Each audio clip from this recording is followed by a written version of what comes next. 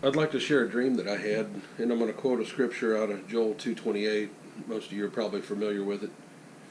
And it shall come to pass afterward that I will pour out my spirit upon all flesh, and your sons and your daughters shall prophesy, your old men shall dream dreams, your young men shall see visions. And I've experienced both in my life. As a young man, I've seen visions, and as an old man, I have dreams. And I'd like to share something. I talk about this in my book, and this was a particular dream that I had almost 20 years ago. The year was 1999. And in this dream I was in Kansas, state of Kansas. I have no desire to live there. I've been there many times, but I have no desire to live there. But in this dream there I was.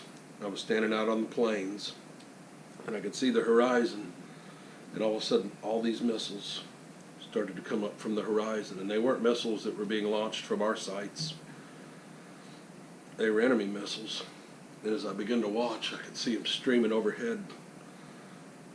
They were headed to their targets. And I turned, and there was a house there, and it was my house in the dream. And I went inside, and there was a news broadcast. And the television screen, it was just as black. And you could see a reporter, though. Behind him it was black, and you could see flames leaping up. And he said, parts of the East Coast and the Midwest are on fire. And if you'll look at this map of the United States, look where the concentration of population is. Parts of the East Coast and the Midwest were on fire.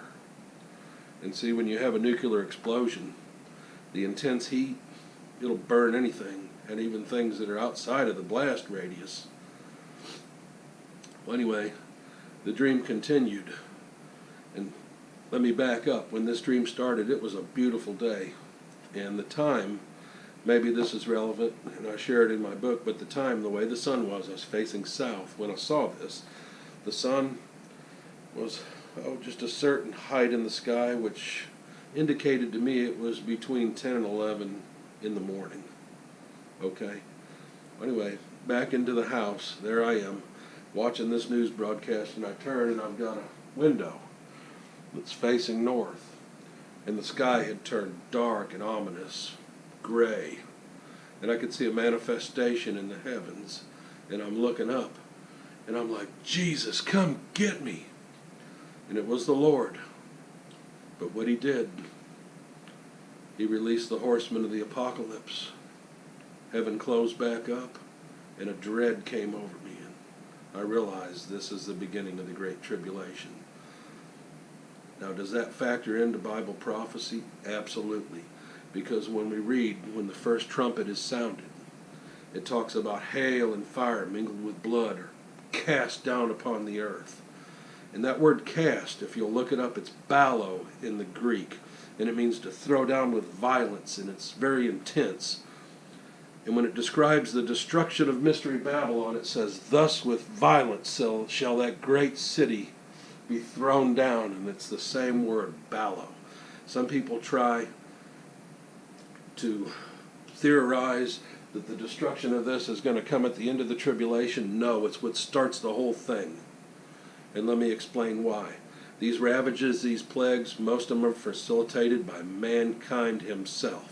And not only is it going to destroy the world, and in Revelation 11 it mentions that, because Revelation 11 is a depiction of the beginning of the tribulation, the martyrdom of the witnesses, the resurrection of the dead when they stand on their feet, and I explain that, the two factions, what they represent. But there's a decree that's made where God is going to destroy those who destroyed the earth. So anyway, I thought I would share that with you. Look the word ballo up in the Greek, okay, where it's thrown down with violence. That's what it means, thrown down with violence. God bless you.